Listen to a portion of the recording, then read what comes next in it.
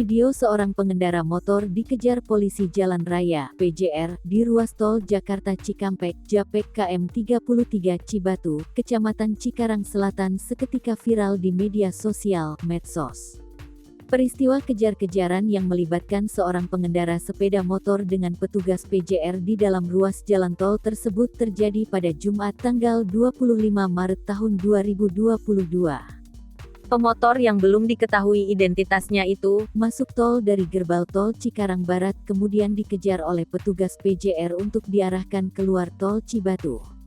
Tampak dalam rekaman video tersebut, seorang pria yang mengendarai sepeda motor jenis Matic bernomor polisi F6404 OD itu terus melaju kencang di jalan tol dengan diikuti petugas PJR yang mengejar di belakangnya.